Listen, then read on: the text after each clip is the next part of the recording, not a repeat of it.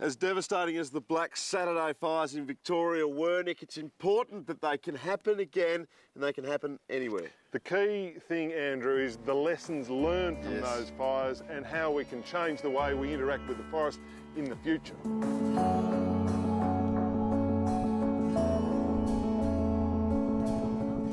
Tasmania has been prone to bushfires for many years. Dry summers and hot northerly winds can wreak havoc around the state. The vegetation's very similar, the fire situation's very similar. Not many people now would remember the big fires in southeast Tasmania in 1967.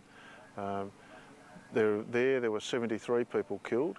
There were 173 killed in Victoria on the 7th of February, but the fires were comparable in scale. A smaller version of what happened in Victoria happened here at St Mary's, down on the coast to Scamander, where 20 houses were lost. Fortunately, nobody was killed there. But those fires, very similar to what have happened in Victoria or in South Australia, could happen here in any summer. Almost every Forestry Tasmania employee is trained in the skills of firefighting. In the off-season, they spend their time at field days, such as this one, learning new techniques and carrying out various tests. And that testing includes a physical one. You've got to do 6 laps of the footy oval, or 3.2 kilometres, in under half an hour, carrying 12 kilos on your back.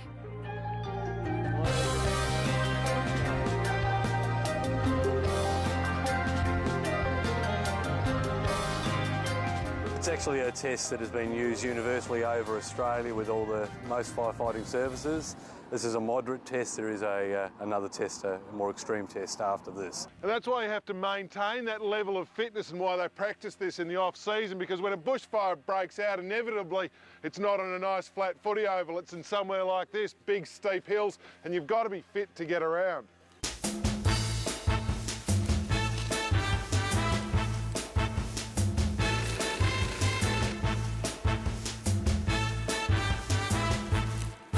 Certainly Tasmania Fire Service is the lead agency and has far and away the greatest number of people by drawing on their volunteers.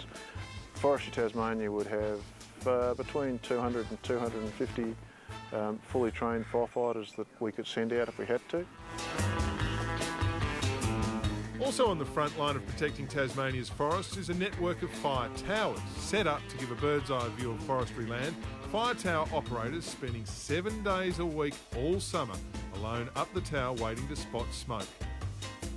So your fire tower operator's job is to look for small plumes of smoke, Nick, which then grow into big fires. And even today, it's not fire season, but we can spot half a dozen or so fires around the place. And from what seems outwardly is a bit of an arcane method of spotting fires, they do still say that this is the best way possible to do the job.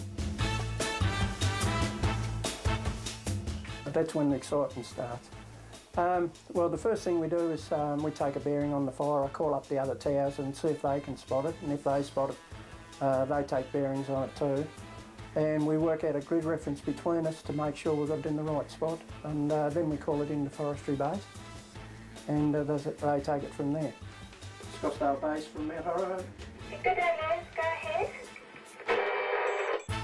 With the training of forestry personnel complete and with a network of fire spotters, Forestry Tasmania also carries out fuel reduction burns in hope that if and when a big fire comes, it won't have the fuel it needs to turn life-threatening. The third big ticket item, I guess, is the need to increase the amount of fuel reduction burning that gets done both in state forest and across the state generally.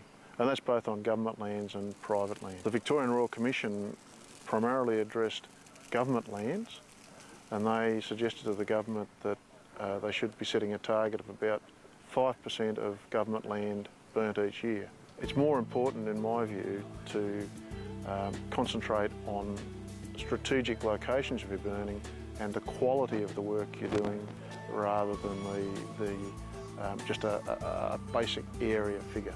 Fire in our eucalypt forests is a very real danger, as demonstrated on Black Saturday when 173 people lost their lives. In Victoria, Vic Forests continue to maintain close working relationships with forest contractors to keep them updated on conditions and to ensure their machinery is fitted with appropriate fire safety tools. Fuel reduction burns are held in spring and autumn each year to minimise the risks and impacts of wildfires.